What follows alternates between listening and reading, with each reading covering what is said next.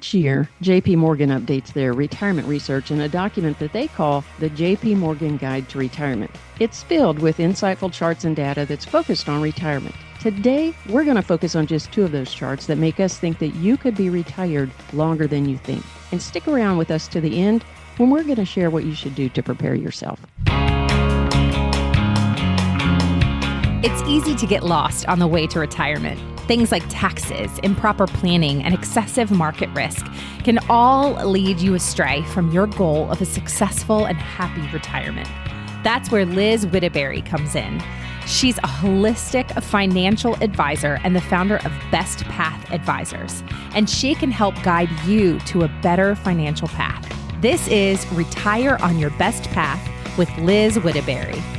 Welcome into another edition of Retire on Your Best Path with Liz Whittaberry and myself to talk investing, finance, and retirement. Liz is the founder and financial advisor at Best Path Advisors, and you can find her online at bestpathadvisors.com. That is bestpathadvisors.com if you've got some questions about today's topic. And as Liz mentioned, we're going to talk about this JP Morgan Guide to Retirement. We'll put a link in the show descriptions as well if you'd like to check this out for yourself. And you know, Liz, we're going to kind of go over these two main slides here that you wanted to break down a little bit and just kind of talk about the retiring sooner than you think or being maybe retired longer than we think, right? So people run into that quite often. But how you doing this week? I am good. I'm doing good. And I have been having a lot of conversations lately with people that think they're not going to be retired as many years as I have seen people be retired. You know, I've got clients that were clients in their 70s that are now in their mid to late 90s,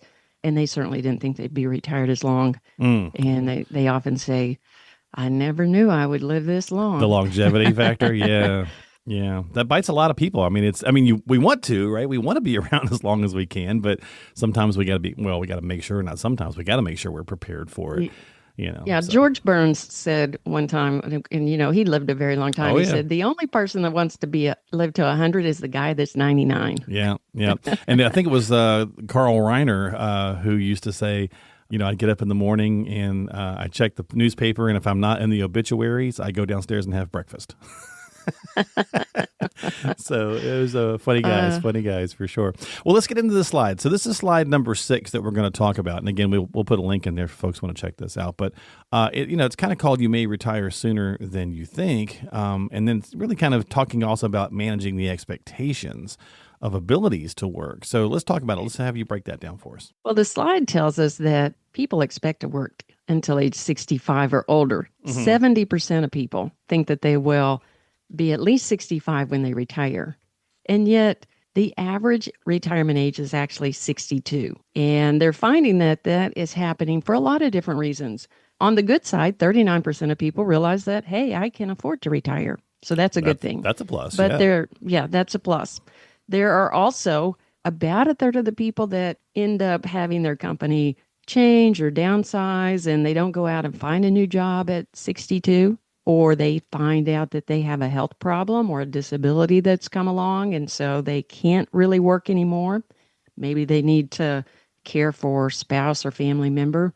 That's 13% of the people that end up retiring earlier.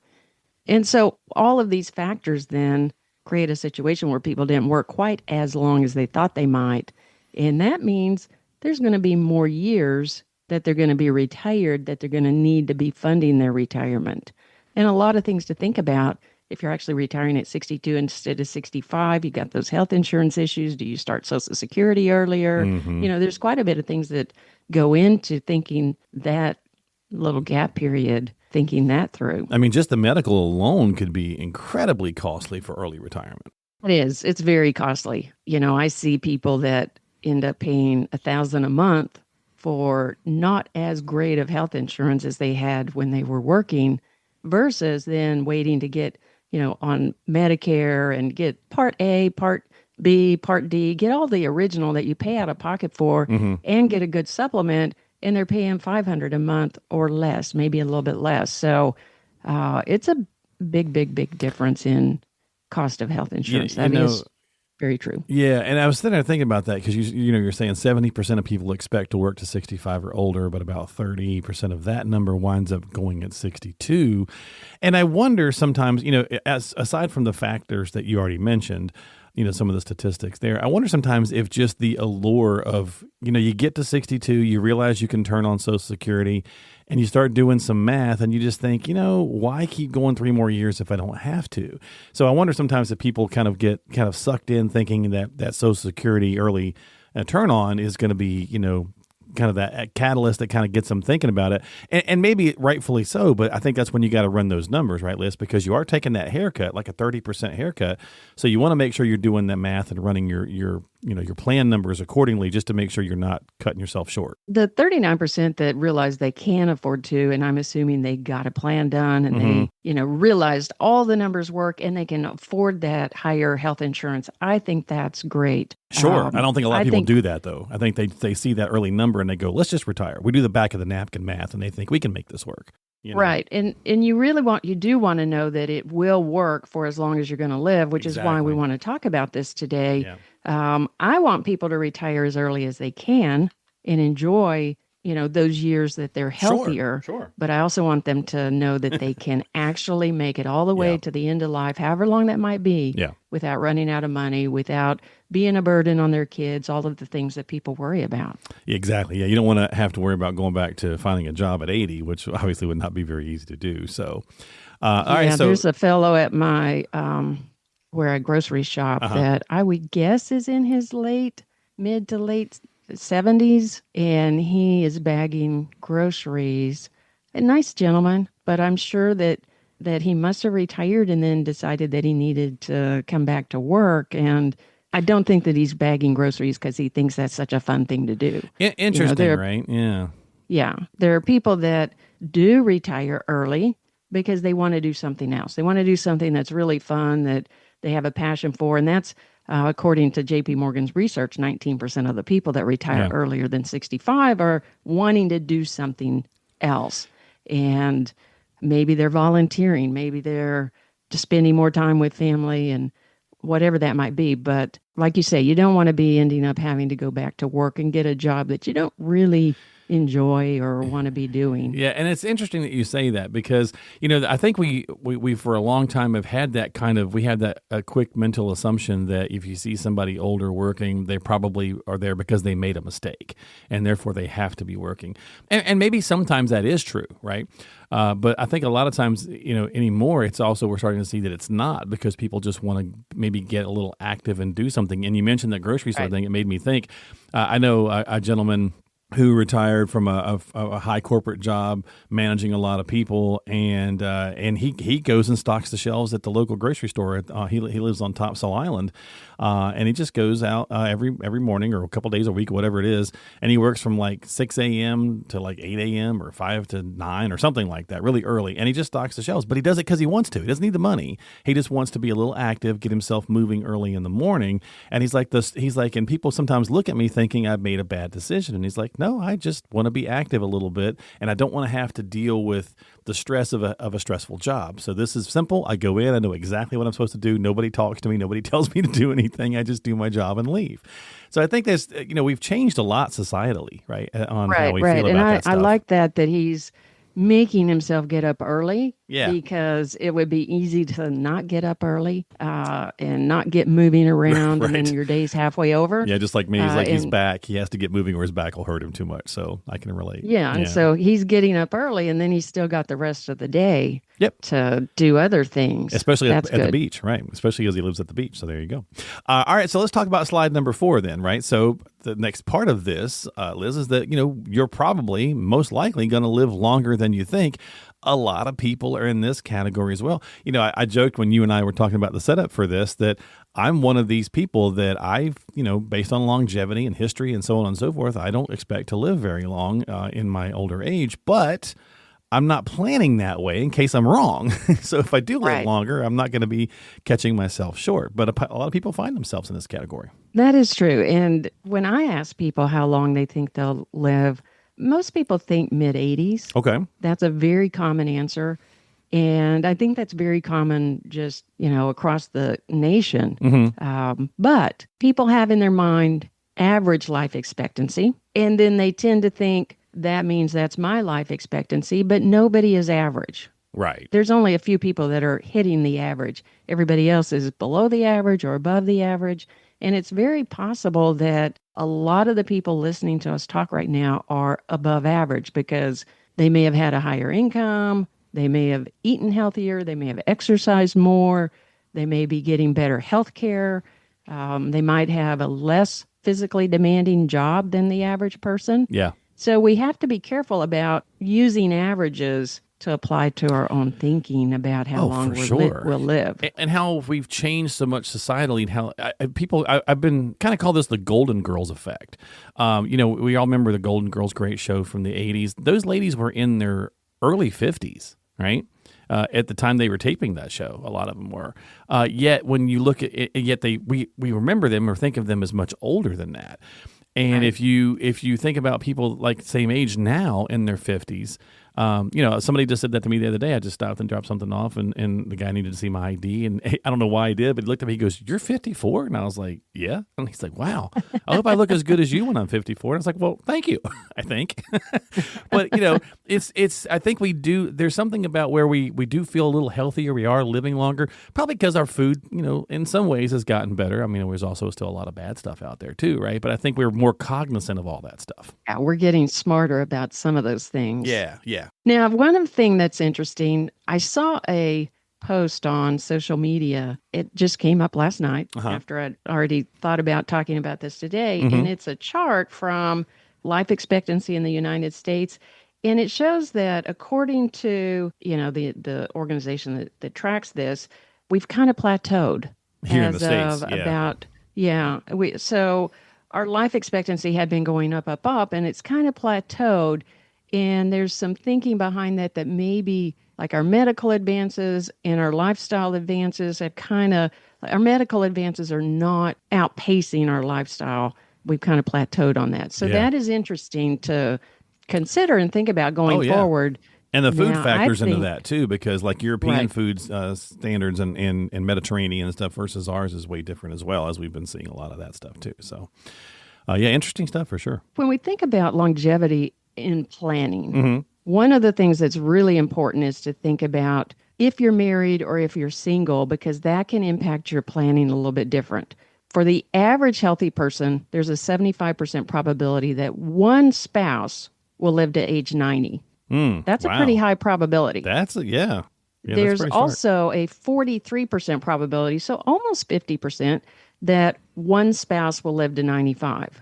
Wow. So when you factor in that there are two people in a marriage, then that increases the odds of this longer retirement because one or the other could live to be 90 to 95. Mm-hmm. Yeah, and if you think about a lot of the issues, and I'm sure you've seen this your fair share of times, Liz, is that one person, maybe has a long-term care issue a little earlier, and then maybe they pass away, and then the next person lives a much longer life, but that long-term care issue could have wrecked the retirement plan, right? Right. So you got to plan for that stuff as well. Well, okay. So, thinking about life expectancies, we're living longer. We're probably going to be in retirement longer than we expect. What should we do? Like, what's some things to think about? How should we go through looking at some of these items? Well, besides thinking about that long-term care issue that you mentioned, I think the first thing is just making sure that your financial plan can continue for as long as you might live. I think people could go back and listen to the podcast we did a couple of episodes ago on the new 4% rule and just talking through how much do you pull from your accounts, what would be a safe withdrawal rate, and how to think through how to plan for that. That's a great one. Yeah. We may have one on bucket planning. If not, we should do a specific one on that sometime soon. But when you're thinking about your financial plan, you're always trying to balance, what am I doing now so that I really enjoy what I saved, I enjoy being healthy, and then what should I do to make sure that I'm secure if I reach old age, and balancing those two so that you have the best of both worlds. And that's where a financial advisor can help you think through some of the pros and cons of different decisions you might want to make. Yeah, and that's when you run those strategies and those plans, Liz, you can kind of A/B test that stuff, right? You can kind of Right. show like, here's option A and how this could go, and then if this happens, here's B, and so on and so forth. Right, right. Yeah. And just make sure that you've thought through all the things. The contingencies, yeah. Right. Yeah, okay.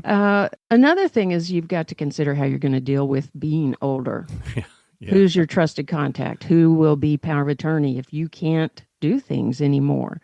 And do you have that in place? Do you have things organized where they could actually come in and help you? What can you do to make sure that you can still live independently?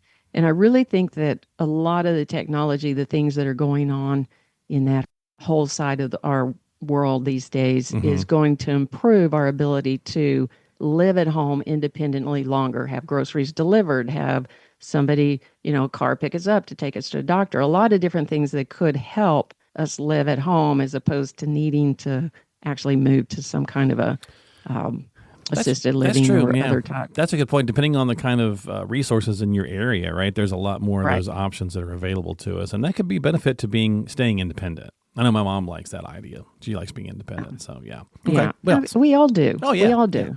Yeah. And then you've got to think about the health care that you're going to have in later life. And like you said, potential long-term care needs, and have a plan. It doesn't, it could be that you plan to self-pay. It could be that you need to have some kind of insurance, but you've also got to have the plan for who is going to help provide care, or what kind of care do I want? And have I told my family the different things that I want? And so you need to think through that. And then I think a biggie is planning for a potential cognitive decline, because while we don't want that to happen, it can happen and as it's you very age. costly, yeah, and it's the most it's the highest cost stuff out there right now. Dealing with There's research long-term. that says that there's about a 12-year gap between our body being really, really healthy and our brain.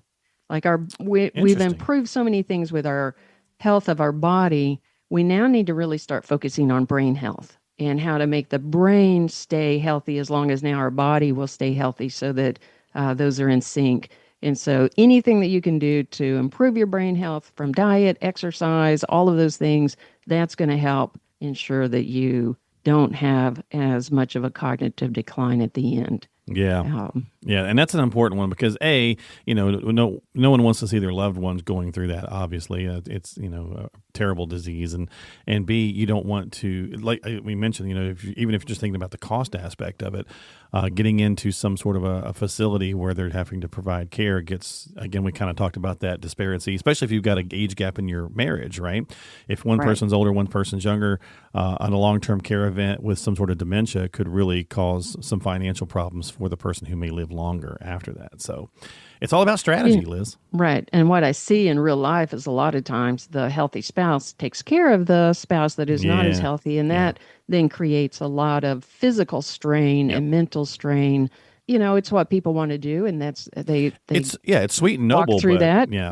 But it's hard. It's rough. Having a plan for where you're going to get help and how you would deal with that, and talking these things through, I think it just makes sure that if it does happen, you already know some of the things that you're going to do instead of trying to figure it out in the moment. And that's always hard. Yeah. And that's how you retire on your best path, right? Is having that strategy, that plan. And to your point, we should probably, if we didn't do one, or even if we did, we should probably do another episode on kind of the bucketizing and the bucket plan. So that would be worthwhile to do that. So if you got questions, folks, you need some help, again, we'll put links in this week's show notes to this JP Morgan guide, so you can check out what we were talking about a little bit. But ideally, you want to sit down with someone and just run through the scenarios. Liz and I just talked about. Run those A/B tests, kind of get the different situations kind of pulled up so you can see what happens if this goes or that happens, and so on and so forth. And all of that helps you retire on your best path, and that's what Liz does each and every day. So get yourself onto the calendar, have a conversation, share the podcast with others who might benefit from the message as well. You can find all of that stuff at bestpathadvisors.com. Get yourself time on her calendar. Check out her YouTube channel, all sorts of good things there at bestpathadvisors.com. com. And anything else, Liz, that we didn't touch on before we go? I just want to tell people happy retirement planning. It's important to do. So take the time. Yeah, great point. Take the time. It's most people plan their vacations more than they do their retirement. We don't want to do that, right? So get yourself on the calendar. Have a great week, folks. Don't forget to subscribe to us on Apple, Spotify, or whatever app you like using. Of course, YouTube as well for her videos. And we will see you next time here on Retire on Your Best Path with Liz Whittaberry.